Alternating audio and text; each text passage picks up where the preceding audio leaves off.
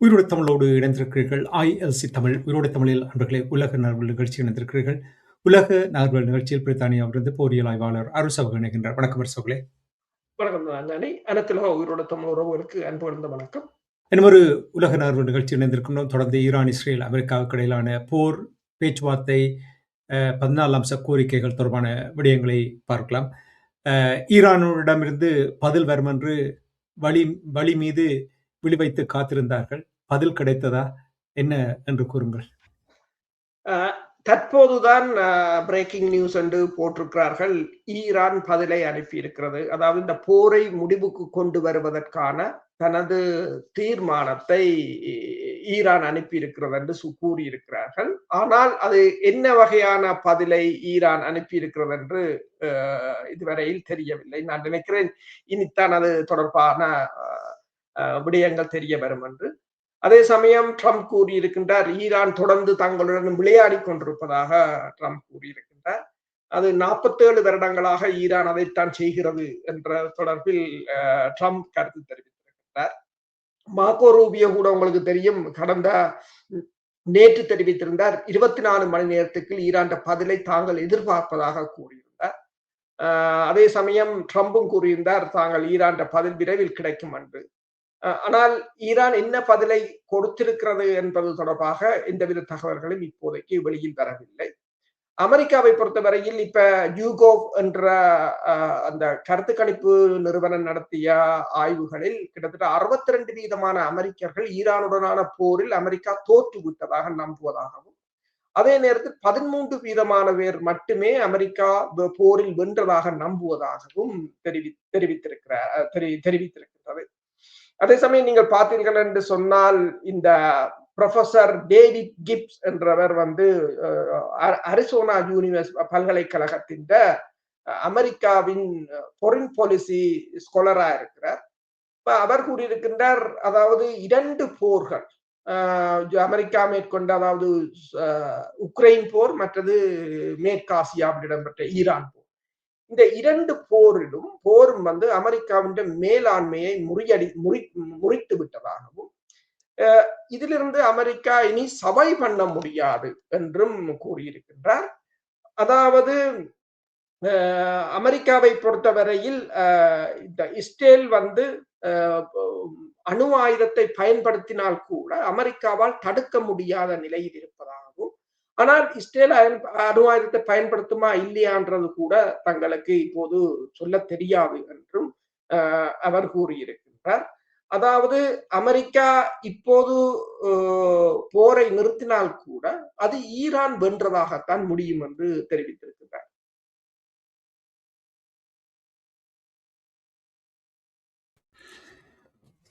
இந்த நேரத்தில் அரசுகளே, பேச்சுவார்த்தை அந்த பதிலுக்காக காத்து கொண்டிருக்கிறார்கள். என்ன முடிவு வரும் என்று இப்போ அனுப்பியிருக்கிறார்கள், பாகிஸ்தான் ஊடாக அனுப்பியிருக்கிறார்கள். ஆனால் இதுவரையில் ஒன்றும் தெரியவில்லை என்று நீங்கள் கூறினீர்கள். இந்த பேச்சுவார்த்தைகள் பின்புலத்தில் நடந்து கொண்டிருந்தாலும் போர் தொடர்ந்து நடந்து கொண்டுதான் இருக்கின்றது.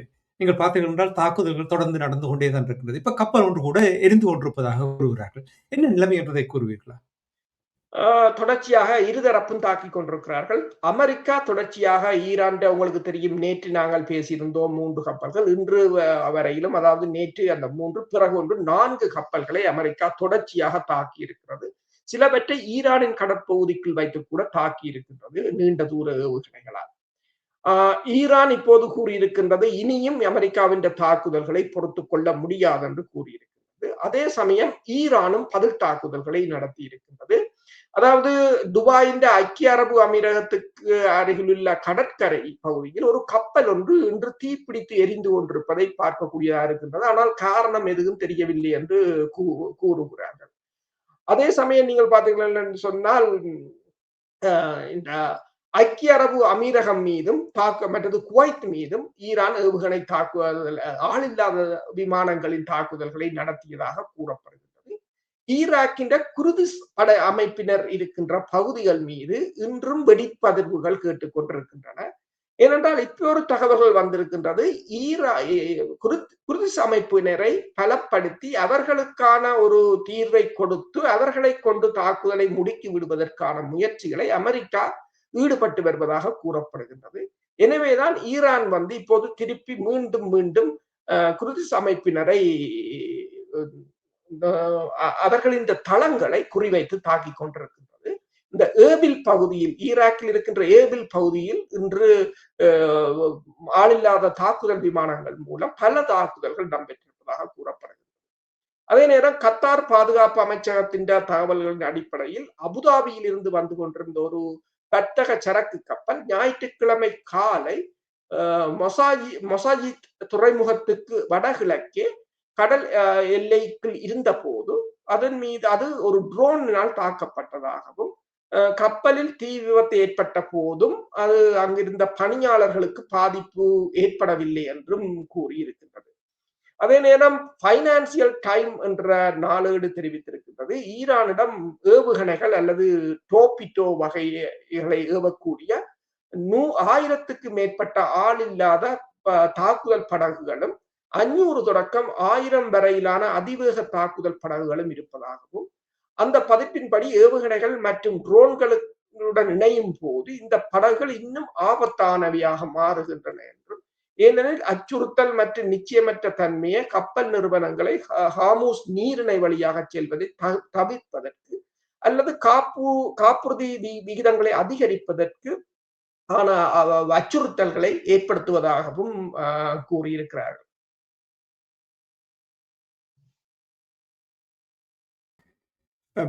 அருணர்களே, இந்த ஹோமூஸ் நீரிணை அணு ஆயுதமாகவும் போர்க்களமாகவும் மாறியிருக்கிறது. அவர்களுடைய கருத்துக்களை பார்த்தீர்கள் என்றால் அவர்கள் கப்பம் கேட்பதும், ஈரானியர்கள் இந்த ஹோமூஸ் நீரிணை வைத்து கப்பம் கேட்பதும், அவ்வாறு அவருடைய கருத்துக்கள் இருக்கின்ற நேரத்தில் ஹோமூஸ் நீரிணை ஒரு பெரிய ஒரு மாற்றத்தை, அந்த போரில் ஒரு பெரிய ஒரு மாற்றத்தை ஏற்படுத்தி இருக்கின்றது. இன்றும் கூட நீங்கள் பார்த்தீர்கள் என்றால் F-38 விமானம் ஒன்று அவசர கோடை ஒன்று கேட்டதாக கூறப்படுகிறது. இது தொடர்பாக என்ன அறிந்தீர்கள்? அதாவது உங்களுக்கு தெரியும், கடந்த அதாவது நேற்று முன்தினம் நேற்று என்று நினைக்கிறேன் சனிக்கிழமை நாங்கள் ஒரு தகவலை சொல்லியிருந்தோம். அதாவது அமெரிக்காவின் டேங்கர் விமானம் ஒன்று KC-135 அது அவசர சமிக்கையை கொடுத்திருந்தது. பிறகு அந்த விமானம் காணாமல் போனதாக கூறினார்கள். விழுந்ததா அல்லது இறக்கி விட்டார்களா என்றது எதுவும் தெரியவில்லை. இப்போது பார்த்தீர்கள் என்று சொன்னால் F-35 ரக விமானம், அது உங்களுக்கு தெரியும் அமெரிக்காவின் 5ஆம் தலைமுறை விமானம். அந்த விமானம் ஓமான் கடற்பகுதிக்கு மேலால் பறந்து கொண்டிருந்த போது, கிட்டத்தட்ட 10,000 அடியில் பறந்து கொண்டிருந்த போது அது 7700 என்ற அவசர சமிக்கையை அனுப்பியதாக கூறப்படுகின்றது. ஆனால் அதற்கு பிறகு அந்த விமானத்துக்கு என்ன நடந்தது, எங்கு தரையிறக்கினார்கள் என்று இன்னும் தெரியவில்லை. இதனிடையே நீங்கள் பார்த்தீர்கள் என்று சொன்னால் இந்த லிண்ட்வாட் என்ற தளத்தின் தகவல்களின் அடிப்படையில் ஈரான் படையினர் ஒரு சரக்கு கப்பலை மட்டும் இன்று ஹார்முஸ் வழி நீரிணையூடாக அனுமதித்திருப்பதாக கூறப்படுகிறது. அதாவது இந்த திரவ எரிவாயுவை ஏற்றி சென்ற LNG என்ற சரக்கு கப்பல் கத்தாரின் கப்பல். இதுதான் முதல் தடவை ஈரான் கட்டாரின் கப்பலை அனுமதித்திருக்கின்றது. அந்த கப்பல் ஈரானிடம் அனுமதி பெற்று ஈரான் கூறிய அந்த வரைபடத்தின் ஊடாக அந்த ஹார்முஸ் நீரிணையை சென்று கடந்திருப்பதாக கூறப்படுகின்றது. போர் ஆரம்பித்த பிற்பாடு கட்டாரின் 2 கப்பல்கள் ஹார்முஸ் நீரிணையை கடக்க முற்பட்டாலும் ஈரான் அவற்றை திருப்பி அனுப்பியிருந்தது. ஆனால் இப்போது முதல் முறையாக ஈரான் அதை அனுமதித்திருப்பதாகவும், அந்த கப்பல் தற்போது ஓமான் கடலில் உள்ளது என்றும், மற்றது அதன் இலக்கு பாகிஸ்தானை நோக்கி சென்று கொண்டிருக்கிறது என்று சொல்லி, அதாவது பாகிஸ்தானுக்கு கட்டாரில் இருந்து செல்கின்ற LNG எரிபொருட்களை ஈரான் அனுமதித்திருப்பதாக தெரிகிறது. ஈரானுக்கு எதிராக போர் தொடங்கியதிலிருந்து கிட்டத்தட்ட 70 நாட்களுக்கு பிறகு ஹார்முஸ் நீரிணையினூடாக முதல் முறையாக கட்டாரின் கப்பல் இப்போதுதான் போகின்றது என்று கூறப்படுகிறது. அதே நேரம் ப்ளூம்பர்க் ஊடகம் தெரிவித்திருக்கின்றது, இந்த பாரசீக வளைகுடாவில் இருந்து வரும் எரிபொருட்கள் விநியோகத்தை தடை செய்து விநியோக தடைகளை தாங்கும் திறனை குறைப்பதால் உலகளாவிய எண்ணெய் இருப்புகள் வரலாறு காணாத விகிதத்தில் கடுமையாக குறைந்து வருகிறது என்று சொல்லியும், இந்த தீவிர குறைவு வந்து மோதல் முடிவடைந்த பின்னரும் கூட பல காலம் நீடிக்கலாம் என்றும் அவர்கள் கூறியிருக்கிறார்கள். அதே சமயம் நீங்கள் பார்க்கலாம், இந்த ஈரான் அமெரிக்காவின் முற்றுகை, அந்த முற்றுகையை கூட ஈரான் பல மாதங்களுக்கு தாங்கக்கூடியது, கிட்டத்தட்ட 4 மாதங்களுக்கு மேல் ஈரானால் தாக்குப்பிடிக்க கூடிய நிலையில் அந்த முற்றுகை இருக்கும் என்று கூறியிருக்கிற அதே சமயம் அல் ஜசீரா ஒரு தகவலை வெளியிட்டிருக்கின்றது. இந்த ஈரானிய துறைமுகத்திலிருந்து புறப்படும் இந்த கப்பல்களை அமெரிக்கா வந்து குறிவைத்து தாக்குவதால் ஈரான் இப்போது தரைப்பாதைகளின் ஊடாக தனது வர்த்தகத்தை மேற்கொண்டு வருவதாகவும், கிட்டத்தட்ட 10 மாற்று வழிகளை அது இப்போது பயன்படுத்தி வருவதாகவும், இவற்றில் ரஷ்யாவுக்கானது முக்கியமானது என்று சொல்லியும், சீன துறைமுகங்களுக்கு எண்ணெய் ஏற்றுமதி செய்வதன் மூலம் தனது கடல்வழி பாதைகளில் உள்ள அமெரிக்க தடைகளை தவிர்க்க ஈரான் முயற்சிக்கிறது என்று சொல்லியும், இந்த கஸ்பியன் கடல் வழி பகுதியாக ரஷ்யாவுக்கும் ஈரானுக்கும் இடையிலான வர்த்தகங்கள் அதிகரித்து வருவதுடன் பாகிஸ்தானின் குவாதார் மற்றும் கராச்சி துறைமுகங்கள் ஈரானிய எண்ணெய் கப்பல்களுக்கு திறக்கப்படுவதாகவும், இது அமெரிக்காவின் தடையை ஈரானால் மீறக்கூடிய அல்லது தவிர்க்கக்கூடிய ஒரு நிலையை ஈரானுக்கு ஏற்படுத்தி இருப்பதாகவும் அல் ஜசீரா தெரிவித்திருக்கின்றது. இப்ப நீங்கள் கூறுங்கள், கட்டாரனுடைய முதலாவது கப்பலை எந்த ஒரு சிக்கலும் இல்லாமல் பயணித்த என்று நீங்கள் கூறும் பொழுது UAE மீது தொடர் தாக்குதல் நடந்து கொண்டிருக்கின்றது. இதை எவ்வாறு அவர்கள் கையாளுகிறார்கள்? அதான் UAE பொறுத்தவரையில் உங்களுக்கு தெரியும், UAE இஸ்ரேலுடனும் அமெரிக்காவுடனும் மிகவும் நெருக்கமாக இருக்கின்றது. எனவேதான் UAE மீது கடுமையான தாக்குதல்களை ஈரான் தொடர்ச்சியாக மேற்கொண்டு கொண்டிருக்கின்றது. அதாவது துபாய், ஐக்கிய அரபு அமீரகம் மற்றும் குவைத் ஆகிய நாடுகள் மீது ஆளில்லாத தாக்குதல், விமான தாக்குதல்கள் அதாவது ஞாயிற்றுக்கிழமையும் இருக்கின்றன. ஐக்கிய அரபு அமீரகத்தின் வான் பாதுகாப்பு படைகள் ஈரானில் இருந்து வந்த 2 ஆளில்லாத தாக்குதல் விமானங்களை வீழ்த்தி இருப்பதாக இன்று கூறியிருக்கிறார்கள். அதாவது வளைகுடாவில் இருக்கின்ற நாடுகளில் ஐக்கிய அரபு அமீரகம் தான் தொடர்ச்சியான தாக்குதலுக்கு உள்ளாகி கொண்டிருப்பதாகவும், ஆனால் ஐக்கிய அரபு அமீரகம் மறுபலமாக இஸ்ரேலின் 2 அயன் டோம்களை அவர்கள் பெற்றிருக்கிறார்கள். அது மட்டுமல்லாது அந்த அயன் டோம்களை இயக்குவதற்காக இஸ்ரேலிய படையினரே ஐக்கிய அரபு அமீரகத்தில் தான் வந்து இறங்கி இருப்பதாகவும் கூறப்படுகிறது. அவர்கள்தான் அதை இயக்குவதாகவும் கூறப்படுகிறது. எனவேதான் ஈரான் வந்து ஐக்கிய அரபு அமீரகத்தின் மீது கடுமையாக தாக்குதலை நடத்தி கொண்டிருக்கிறது. இதுவரையில் கிட்டத்தட்ட 551 பாலிஸ்டிக் ஏவுகணைகளும் 29 குரூஸ் ஏவுகணைகளும் 2265 ஆளில்லாத விமானங்களையும் தாங்கள் இடைமறைத்திருப்பதாக ஐக்கிய அரபு அமீரகம் தெரிவித்திருக்கிறது.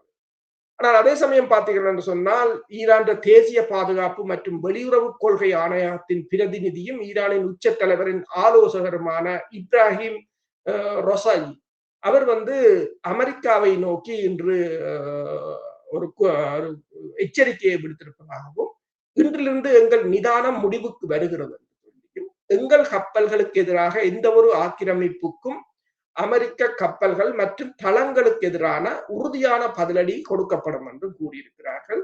அதாவது அமெரிக்கா தங்கள் கப்பலை இனியும் தொடர்ந்து தாக்கினால் வளைகுடாவில் இருக்கின்ற அமெரிக்காவின் தளங்கள் மற்றது ஏனைய அமெரிக்காவுக்கு ஆதரவாக செயற்படுகின்ற ஏனைய நாடுகள் மீதும் தாங்கள் தாக்குதலை நடத்துவோம் என்று அவர்கள் கூறியிருக்கிறார். அதே நேரம் ஈரானிய இராணுவத்துக்கு ஹமேனி, அதாவது மொய்தபா ஹமேனி அவர்கள் புதிய வழிகாட்டுதல்களை வழங்கியிருப்பதாக கூறப்படுகிறது. ஈரானிய ஆயுதப்படைகளின் கூட்டு தலைமையகத்தின் தலைவர் அலி அயத்துல்லா ஹமானி வந்து ஈரானிய உச்ச தலைவர் அயத்துல்லா மொய்தபா ஹமானியை சந்தித்து அவரிடமிருந்து இராணுவ நடவடிக்கைகளை மேற்கொள்வதற்கும் எதிரிகளை உறுதியாக எதிர்கொள்வதற்குமான புதிய வழிகாட்டல்களையும் புதிய திட்டங்களையும் பெற்றிருப்பதாகவும் ஈரான் ஊடகங்கள் செய்திகளை வெளியிட்டிருக்கின்றன. அதாவது ஆயுதப்படைகள் எந்த நேரமும் தயார் நிலையில் இருப்பதாகவும் அவர்கள் தெரிவித்திருக்கின்றார்கள். நீங்கள் பார்த்தீர்கள் என்று சொன்னால், தொடர்ச்சியாக இரு தரப்பினரும் தாக்குதல்களையும் மேற்கொண்டு கொண்டு இருக்கின்ற அதே சமயம் இருதரப்பும் ஒரு முழு அளவிலான போருக்கு தாங்கள் தயாராகி கொண்டு வருவதையும் தான் இது காட்டுகின்றது. இப்போ ஹோர்முஸ் ஆடுகளத்தில் இரு தரப்பினரும் மாறி மாறி தாக்குதலை நடத்தும் பொழுது, இப்போ நீங்கள் கூறினீர்கள் ஈரான் எச்சரிக்கை விடுத்திருக்கின்றது என்று சொன்னால், அதாவது இனி ஒரு தடவை நீங்கள் தாக்கினால் நாங்கள் பதிலடி தருவோம் என்று கூறுகிறார். இது எவ்வளவு சீரியஸாக அமெரிக்கா அதை உள்வாங்கும் என்று நீங்கள் கருதுகிறீர்கள்? அமெரிக்காவுக்கு அதுன்ற உண்மைத்தன்மை தெரியும். எனவேதான் அமெரிக்கா தான் தாக்கினாலும் உடனடியாகவே கூறுகிறது, ஐயோ அது போர் நிறுத்தத்தை நாங்கள் மீறவில்லை, போர் நிறுத்தம் இருக்கின்றது, நட்பு ரீதியான தாக்குதல் என்றெல்லாம் கூறுகிறார்கள். ஈரானும் சொல்வதை செய்து கொண்டுதான் இருக்கின்றது. இப்போ நீங்கள் பார்த்தீங்கன்னு சொன்னால், இவர்கள் ஈரான் கப்பலை தாக்கினால் அவர்கள் UAE அல்லது ஓமான் கடலில் இருக்கிற கப்பல்களை தாக்கி கொண்டுதான் அமெரிக்காவின் நாசாரி டிஸ்ட்ரோயர் கப்பல்களை கூட 3 கப்பல்களை அவர்கள் குறிவைத்து தாக்கி இருந்தார்கள். ஹார்முஸ் நீரிணையை இன்று வரையிலும் இவர்களால் திறக்க முடியாத ஒரு நிலையில் தான் இருக்கின்றது. அதாவது அதாவது அமெரிக்காவின் ஸ்டேட் டிபார்ட்மெண்ட் முன்னாள் அதிகாரி ஏரோன் டேவிட் மில்லர் தெரிவித்திருக்கிறார் என்னன்னு சொன்னால், 3 மாதங்களாக ஈரான் தாக்கு பிடித்து விட்டது. எனவே இன்று இந்த போரை அமெரிக்கா நிறுத்தினால் கூட இதில் வெற்றியாளர்களாக ஈரான் தான் இருக்கும் என்றும், அதை மட்டுமல்லாது ஈரானிடம் ஏவுகணைகள் தாராளமாக இருக்கின்றன, தாக்குதல் வலிமையும் தாராளமாக இருக்கின்றது. எனவேதான் ஈரான் இந்த பேச்சுவார்த்தையை விரைவாக முடிக்க வேண்டும், பேச்சுவார்த்தைக்கு விரைவாக செல்ல வேண்டும் என்பதில் ஈரான் அக்கறையற்று இருப்பதற்குரிய காரணமும் அதுதான் என்று அவர் கூறியிருக்கின்றார். இப்ப நீங்கள் கூறினீர்கள், இந்த ஈரான் தான் இந்த போரில் வெற்றியாளராக பார்க்கப்படும் என்று பலர் கூறியதை நீங்கள் கூறியிருக்கிறீர்கள். ஆரம்பத்தில் நீங்கள் ஒரு விடயம் கூறினீர்கள், அதை நான் தொடர்ந்து அதை தொடர்பாக உங்களிடம் கேள்வி கேட்க வேண்டும் என்று யோசித்துக் கொண்டிருந்தேன். சரியான தருணம் என்று நம்புகிறேன். அதான் நீங்கள் கூறினீர்கள், இந்த அமெரிக்காவில் உள்ள துறைசார் நிபுணர்கள் அமெரிக்காவுடைய இந்த மேலாண்மையை முறித்து விட்டது என்று நீங்கள் கூறினீர்கள் இல்லையா?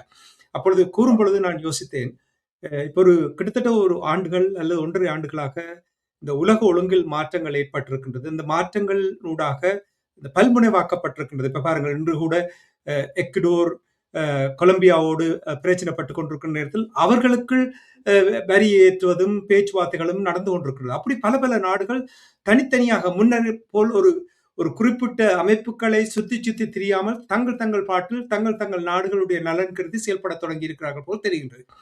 என்னுடைய கேள்வி என்னவென்றால், இப்ப இந்த அமெரிக்காவுடைய மேலாண்மையை அதை முறித்து விட்டிருக்கின்ற என்றால், இப்ப நான் கூறிய உலக ஒழுங்கில் ஏற்பட்டிருக்கிற மாற்றம், இந்த போர் இறுதி சவப்பட்டியில் இறுதி ஆணியை அடித்திருக்கின்ற என்று நீங்கள் நம்புகிறீர்களா?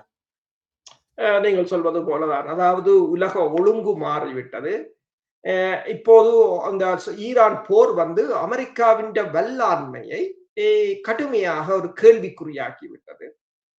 இப்ப உங்களுக்கு தெரியும், இந்த கடைசியாக, அதாவது ப்ரொஜெக்ட் ஃப்ரீடம் என்ற நடவடிக்கையாக இருக்கலாம், அல்லது கடந்த வியாழக்கிழமை இடம்பெற்ற தாக்குதலாக இருக்கலாம், சவுதி அரேபியா மற்றது ஓமான் ஆகிய நாடுகள் தங்கள் தளத்தை மூடிவிட்டன, அமெரிக்காவுக்கு கொடுக்க முடியாது என்று கூறிவிட்டன. இப்போதும் கூட நீங்கள் பார்க்கலாம், வாஷிங்டனுக்கான சவுதி அரேபியாவின் முன்னாள் தூதர் துர்தி அல் ஃபைசல் என்ன சொல்லியிருக்கிறார் என்று சொன்னால், நமக்கும் ஈரானுக்கும் இடையில் ஒரு போரை தூண்டும் இஸ்ரேலின் திட்டம் வெற்றி பெற்றிருந்தால் இந்த பிராந்தியம் ஒரு நாசத்தில் மூழ்கி இருக்கும் என்று கூறியிருக்கிறார். இஸ்ரேல் இந்த பிராந்தியத்தின் மீது தனது விருப்பத்தை திணிக்க முற்படுவதாகவும், நம்மை சுற்றியுள்ள ஒரே சாத்தியமாக இருக்கும் சவுதி அரேபியா தற்போது பாகிஸ்தானுடன் இணைந்து மோதலின் தீயை அணைப்பதிலும் பதற்றம் அதிகரிப்பதை தடுக்க உதவுவதிலும் பங்கேற்று வருகிறது என்று சொல்லியும், ஆனால் போரை தூண்டுபவர்கள் தங்கள் கூச்சலை தொடர்கிறார்கள் என்றும், மேலும் தங்கள் காலடியில் இருந்து தரை விரிப்பு நழுவுவதை அவர்கள் கவனிக்காமல் போகலாம் என்றும் கூறியிருக்கின்றார். நீங்கள் சொல்வது போலதான். ஏனென்று சொன்ன இதை இன்னும் ஒரு ஆய்வாளரும் கூறுகின்றார், மேற்குள்ள ஆய்வாளர்கள், இனிவரும் காலங்களில் அந்தந்த நாடுகள் தங்களுக்குள்ள பிரச்சனையை தாங்களே தீர்த்துக் கொள்ற ஒரு நிலைக்கு இப்ப ஐரோப்பிய ஒன்றியம் தனக்கான பாதுகாப்பை தானே தேடிக்கொள்ள வேண்டும், வளைகுடா நாடுகள் தங்களுக்கான பாதுகாப்பை தாங்களே தேடிக்கொள்ள வேண்டும், இந்து சமுத்திர நாடுகள் பிராந்திய நாடுகள் தாங்களே பேசிக்கொள்ள வேண்டும். ஏனென்றால் இனி உலக போலீஸ்காரர் என்றவர் ஒருவர் இருக்க மாட்டார் என்றதை இந்த ஈரான் போர் தெளிவாக உணர்த்தி விட்டதாக கூறப்படுகின்றது. அதைத்தான் இந்த பேராசிரியர் டேவிட் கிப்ஸும் கூறியிருந்தார். அதாவது இந்த 2 போரும் அமெரிக்காவின் மேலாண்மையை முறித்து விட்டது, அது இனி ஒரு காலமும் திரும்பி வராது என்றதை அவரும் தெரிவித்திருக்கிறார். மாற்றம் ஒன்றுதான் மாறாத இந்த மாற்றத்தை ஏற்றுக்கொள்ளத்தான் வேண்டும் என்று கூறிக்கொண்டு, இப்ப நாங்கள் நிகழ்ச்சி என்று கொண்டு வருவதற்கு முன்னதாக சுருக்கமாக 2 விடயங்களை பார்க்கலாம். இப்ப பொருளாதார நிலைமை மிகவும் மோசமாக இருக்கின்றது. ஈரானிலும் கூட விலைவாசிகள் அதிகரித்திருப்பதாக, பணவீக்கம் அதிகரித்திருப்பதாக கூறப்படுகின்றது. ஈரானில் வருவதற்கு ஓரளவுக்கு நாங்கள் அதை ஏற்றுக்கொள்ளலாம் என்றால், அங்கே நிறைய கட்டுப்பாடுகள் இப்பொழுது இருக்கின்ற நேரத்தில் போர் நிலைமைகளினால் விலைவாசி அதிகரிக்கலாம். ஆனா உலக நாடுகளில் எவ்வாறு இருக்கின்றது? இப்ப பெட்ரோலுடைய விலையை அமெரிக்காவை எடுத்து பார்த்தீர்கள் என்றால், அவர்கள் திருப்தி இல்லை. மிகவும் ஒரு ஆத்திரத்தோடு இருப்பதாகத்தான் செய்திகள் வருகின்றது. எவ்வாறு நீங்கள் பார்க்கிறீர்கள்? உலக நாடுகள் உங்களுக்கு தெரியும். கிட்டத்தட்ட இப்போது ப்ளூம்பர்க் கூறியிருக்கின்றது. கிட்டத்தட்ட அதாவது இந்த மன்னிக்கவும், சவுதி அரேபியாவின் அரம்கோ இந்த தலைமை அதிகாரி ப்ளூம்பர்க்கு கூறியிருக்கின்றார். அதாவது கிட்டத்தட்ட இந்த போரினால் ஏற்பட்ட உலகளாவிய விநியோக பற்றாக்குறை கடந்த 2 மாதங்களில் ஒரு 1 பில்லியன் பீப்பாய் பேரல் எண்ணெய் கிடைக்காமல் செய்திருக்கின்றது என்று சொல்லி, எரிசக்தி விநியோகம் மீண்டும் தொடங்கினாலும் இந்த அமைப்பை அதன் இயல்பு நிலைக்கு மீட்டெடுக்க கடுமையான காலம் செல்லும் என்றும் அவர் கூறியிருக்கிறார். அதே சமயம் உலக நாடுகளில் இப்ப நீங்கள் பார்க்கலாம், எத்தனையோ 1000 விமான சேவை நிறுவனங்கள் தங்கள் விமான சேவையை குறைத்திருக்கின்றன, நிறுத்தி இருக்கின்றன. பல விமான சேவை, உள்ளூர் விமான சேவைகள் நிறுத்தப்பட்டிருக்கின்றன. இதில் கடுமையாக ஐரோப்பா பாதிக்கப்பட்டிருக்கின்றது. அது மட்டுமல்லாது தென்கொரியா பாதிக்கப்பட்டிருக்கின்றது. இப்போது ஈரானுடன் பெருமளவான அவர்கள் பேசுவதற்கான முயற்சிகளை மேற்கொண்டு வருகிறார்கள். பிரான்ஸ் கூட இப்போது தனது விமானம் தாங்கி கப்பலை ஹார்மூஸ் நீரிணைக்கு அனுப்பினாலும் அவர்கள் தாங்கள் ஒரு பேக்கப் கோஆர்டினேஷனுக்கு அனுப்புகிறமே தவிர தாங்கள் போரில் ஈடுபட போவதில்லை என்று கூறியிருக்கிறார்கள். ஏனென்றால் ஹார்மூஸை திறப்பதுதான் இப்போது எல்லோருடைய தலையாய பணியாயம் இருக்கின்றது. ஆனால் ஐக்கிய நாடுகள் சபையாலும் அது முடியாது என்று சொன்னால், ஐக்கிய நாடுகள் சபையில் கொண்டு வரப்படுகின்ற தீர்மானங்கள் அத்தனையையும் சீனாவும் ரஷ்யாவும் வீட்டோ பண்ணும் என்று கூறப்படுகின்றது. இதே நேரம் ட்ரம்பின் 2வது பதவிக்காலம் தொடங்கியதிலிருந்து, குறிப்பாக ஈரானுக்கு எதிரான சமீபத்திய அமெரிக்க போரின் போதும் அவரது சகாக்களின் செல்வ வளர்ச்சி குறித்து ஒரு அறிக்கையை அமெரிக்காவின் நிறுவனங்கள் வெளியிட்டிருக்கின்றன. 2001ஆம் ஆண்டில் $1.7 பில்லியன் இருந்த ட்ரம்பின் சொத்து மதிப்பு 2025ஆம் ஆண்டில், அதாவது ஜனாதிபதி பதவி காலத்தில் 2.34 பில்லியனாக உயர்ந்திருப்பதாகவும் தற்போது 6.5 பில்லியனை எட்டியுள்ளது என்று சொல்லியும் அமெரிக்க ஊடக அறிக்கைகளின்படி, ஈரானுக்கு எதிரான சமீபத்திய அமெரிக்க போரின் போது ட்ரம்பினதும் அவரது சக கூட்டாளிகளினதும் சொத்து மதிப்பு 2.6 பில்லியனுக்கும் அதிகமாக இவர்கள் சம்பாதித்திருப்பதாகவும், இந்த தொகையில் ஒரு பகுதி பந்தயம் மற்றும் பங்கு சந்தை வாணிகம் ஊடாக பெறப்பட்டிருக்கலாம் என்றும் அவர்கள் கூறியிருக்கின்றார்கள். அதே சமயம் சவுதி அரேபியா குறைவான அளவு எண்ணெயை விற்றாலும் அந்த நிறுவனம் இந்த முறை லாபத்தை சம்பாதித்திருக்கின்றது. ஏனென்று சொன்னால், குறைந்த எண்ணெயை அதிக விலையாக விற்றிருக்கிறார்கள். அதாவது 2 மடங்கு 3 மடங்கு விலைக்கு விற்றிருக்கிறார்கள். ஆக மொத்தத்துல நீங்கள் பார்த்தீங்கன்னு சொன்னால், பொதுமக்கள் தான் விலையை செலுத்தி கொண்டிருக்கிறார்கள், இவர்களுக்கான விலையை. ஆனால் இவர்களுக்கு அது விளங்கவில்லை. அது எல்லா நாட்டிலும் அரசியலில் எதிரொலித்துக் கொண்டிருக்கிறது. இப்ப இங்கும் பார்த்தீர்கள் என்று சொன்னால், லோக்கல் கவுன்சில் எலெக்ஷன்ல ஆளும் கட்சி கிட்டத்தட்ட 1400 இடங்களை இழந்திருக்கின்றது, ரிவோம் இடம். தமிழக எலெக்ஷனாக பார்க்கலாம், ஒவ்வொரு நாடுகளை பார்க்கலாம். மக்கள் மாற்றத்தை விரும்புகிறார்கள். ஏனென்று சொன்னால், இனி ஒரு சொலிட்டான மாற்றம் வேணும். முன்னே அரசியல்வாதிகள் வேற இங்கே ஒரு கதை அங்கே ஒரு கதை கதைச்சு கொண்டு காலத்தை இழுத்தடித்துக் கொண்டிருப்பவர்களை அவர்கள் இப்போது நம்ப தயாராக இல்லை. முன்னேற் போல் ஏமாற்றுவது மிகவும் கடினமாகிவிட்டது என்றால், இப்பொழுது ஒரு சுருங்கிய உலகத்தில் தொழில்நுட்ப அந்த நவீன தொழில்நுட்பத்தின் ஊடாக நிறைய தகவலை அறியக்கூடியதாக இருக்கின்றது. சரி, நிகழ்ச்சி என்று கொண்டு போன்று நிறைவாக ஈரான்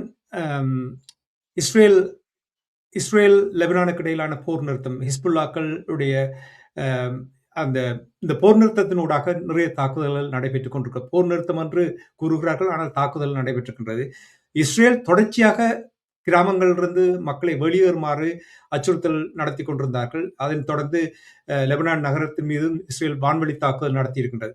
இதே நேரத்தில் ஹிஸ்புல்லாக்களை பொறுத்து ஒரு பதில் தாக்குதல் கொடுத்திருப்பதாக கூறப்படுகின்றது. என்ன நிலைமை என்றதை கூறுவீர்களா? இஸ்ரேல் வந்து தொடர்ச்சியாக தாக்குதல்களை நடத்தி கொண்டிருக்கின்றது.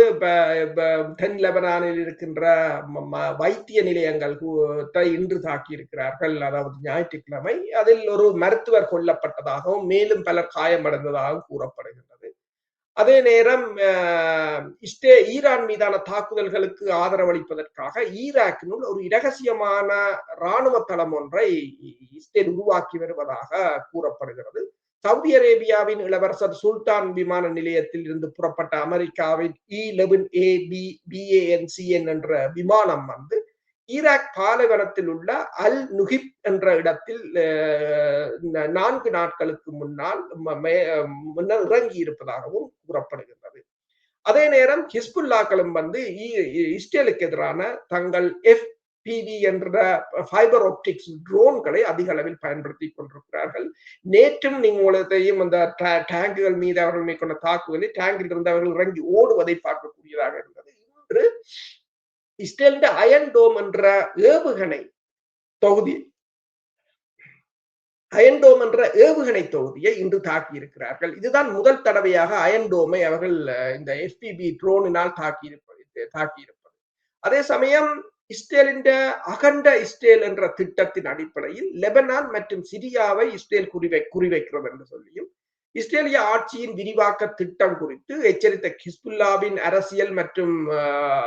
அரசியல் உறுப்பினர் ஒருவர் டெல் அபீப் லெபனான் மற்றும் சிரியாவின் சில பகுதிகளை ஆக்கிரமிக்க முயல்கிறது என்றும், ஆனால் மார்ச் 2ஆம் தேதிக்கு முன்பு நிலைமை திரும்புவதை எதிர்ப்பு அனுமதிக்காது என்றும், அதாவது இந்த மார்ச் 2க்கு முன்னர் இருந்த நிலைக்கு இஸ்ரேல் திரும்ப வேண்டும் என்பதை இஸ்ரேலுக்குள் உள்ளவர்களே அதை அனுமதிக்க மாட்டார்கள் என்றும் கூறியிருக்கிறார். பொறுத்திருந்து பார்ப்போம். இஸ்ரேல் என்ன செய்தாலும் யாருமே ஒன்றும் கேட்க முடியாது. நாங்கள் தான் இந்த உலகத்தை ஆளக்கூடியவர்கள் என்று அவர்களுடைய அந்த இருமாப்போடு இருக்கின்ற நிலைமையை நாங்கள் தொடர்ந்து அவதானிக்கக்கூடிய இருக்கின்றது. நன்றி அரசர்களே. இன்றும் கூட நிறைய தகவல்களை உயிரோடை தமிழ் உறவுகளுக்கு எடுத்ததுமைக்காக உயிரோடை தமிழ் அன்புகள் சார்பாக நன்றியை கூறிக்கொண்டு மீண்டும் இன்னொரு நிகழ்ச்சி இணைந்திருப்போம். அதற்கு நன்றி, வணக்கம். நன்றி, வணக்கம். எமது பார்வையாளர்களுக்கு வணக்கம். மக்களின் குரலாய் ஓங்கி